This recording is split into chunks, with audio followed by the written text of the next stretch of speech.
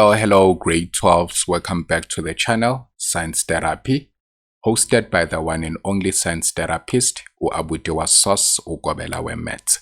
And without any further ado, let's look at these questions that we have here.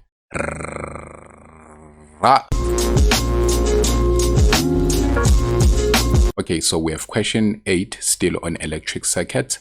It says the battery in the circuit represented below has an EMF of 12 volts and an internal resistance R.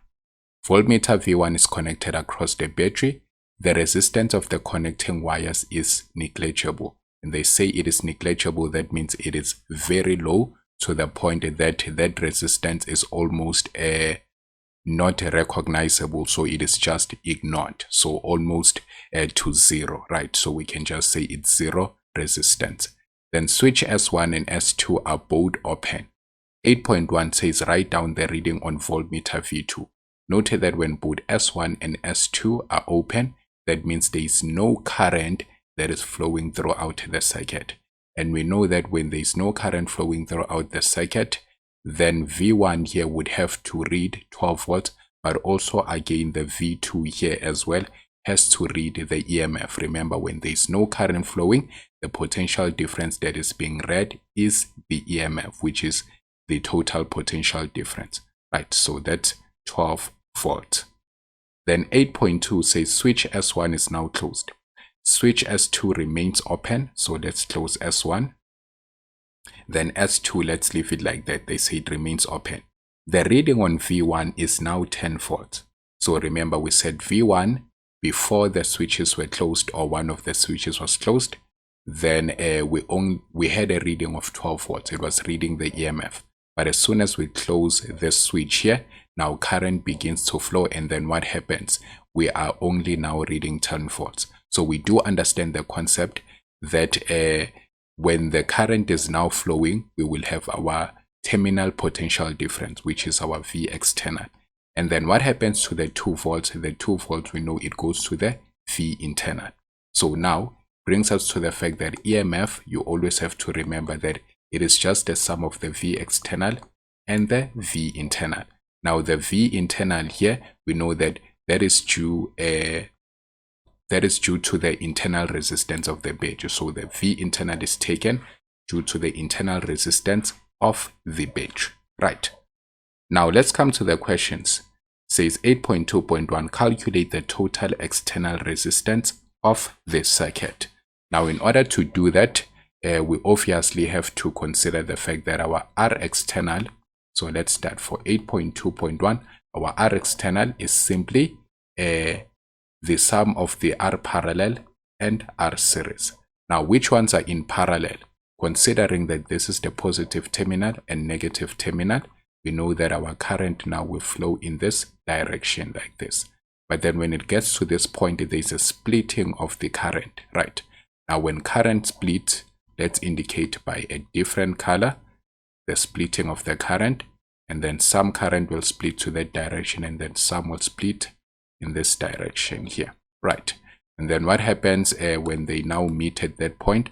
The total current now continues to flow throughout the circuit. So if now the total current is flowing, that means this one here has to be connected in series, right? Because it is receiving the total current. Remember, S2 is open, so that means no current will be flowing in this path here. So no current will pass through here. So now, where we have different colors, we now understand that we must indicate that it is the parallel branch, right? So that's where current is splitting. It has multiple pathways to flow, right? So now that means all we can do now, start by calculating the resistors in parallel by saying R1 multiplied by R2 over R1 plus R2. So product over sum formula. Then we have 10 multiplied by 6 over 10 plus 6. Now when you punch that into your calculator, you get 3.75 ohms. But you are not done. You must then add it to the resistor in series to get your external resistance. So that's 3.75 plus 2, right? Then we get 5.75 ohms. Then you get your 4 marks as easy as that, right? Okay, so now that we have that, let's proceed. The next question, 8.2.2, is saying calculate the internal resistance of the battery. Now, to calculate the internal resistance of the battery, we can use the EMF formula, since we can see that we have most of the quantities in here, right? So to get this R, remember, internal resistance, we do have the EMF, that's 12. We have just calculated the R external, so we are looking for the internal resistance, but the problem is we don't have current. How many marks is this? 5 marks. Now we said you must understand what a 5-mark question means. A 5-mark question means that yes, you are looking for the internal resistance, but then there is also another quantity that you must first calculate, right, in order to then calculate the internal resistance. So most of the time in a 5-mark question, we have 2 unknown variables, right? There are 2 unknown variables. So first we must solve the current, and then we can find the internal resistance. So in order to find the current, we can simply use this. Remember, this 8.2 statement is applying to both 8.2.1 and 8.2.2.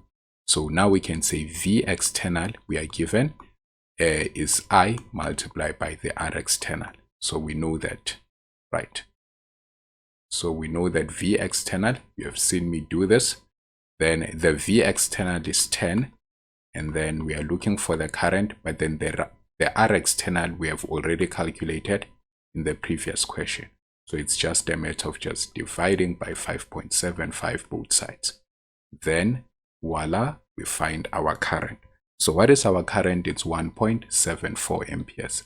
Now without any hassle, we can just calculate the EMF now. So I mean the internal resistance. So our EMF using this formula now, so that's 12, and then current, it's 1.74, and then the R external, 5.75, and then we are looking for that R internal. Now, in order to be efficient with your maths, all you have to do is first divide both sides by this 1.74, and then you get 6.9, and then it's equals to 5.75 plus R. Now to get your R is just a matter of saying 6.9 minus 5.75. Then you get 1.15 ohms. So that's your internal resistance, right? So as easy as that, that's how you were supposed to calculate. Okay, so now let's look at the last question. 8.3. Okay, so now we have 8.3. It says both switches S1 and S2 are now closed. So let's show that we are to close both of them, S1 and S2. Now this is what we are going to see. So we're going to see our current flowing here. Then obviously when it gets to that part, we have a splitting of the current here because it's parallel. And then some of the current will now split to this direction here, and then at that point we have the total current again flowing. But then when it reaches this point, because we said the connecting wires have very low resistance, the resistance of the connecting wires is negligible. So what will happen here is that the current now will flow through this part, and then almost no current will flow to the 2 ohm resist. So all the current will choose to flow in this part. Why? Because current normally chooses the path of least resistance, right? So given a choice to flow through S2, which has no resistance at all, and then having to flow through this part which has a resistance of 2 ohm, the current will choose to go through this part. This is a concept that is known as short circuit, right? So it is just a faulty way of connecting your circuit, in a way that you just put a connecting wire here and then you divert all the current from coming to the component that was supposed to receive the current. and now the current is being diverted like that, right? So it is a concept known as short circuit. Then how are we supposed to explain this? Obviously, if all of the current here is now flowing this way, that means the 2 ohm resistor here is effectively cut off. Now, if no current is flowing here, then it's the same as we don't have this 2 ohm resistor that is connected in series. Now remember, if we remove a resistor in series, we are simply decreasing the total resistance, because now we are only left with these 2 resistors in parallel. Now, obviously, the R external in this case decreases. But if your R external decreases, because R external is inversely proportional to the current, if there is a decrease in the R external, what happens to the total current?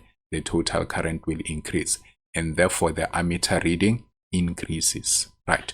So in point form, this is how you are supposed to explain that. So let's check. In point form, this is how you are just supposed to put it.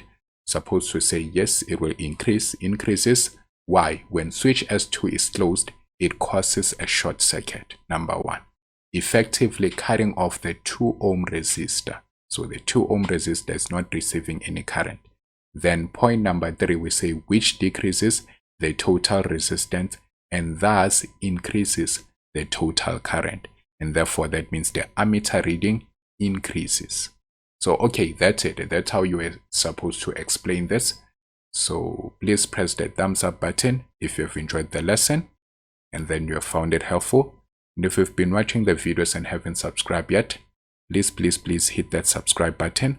But most importantly, please share the link with your friends and classmates so that they may also find assistance.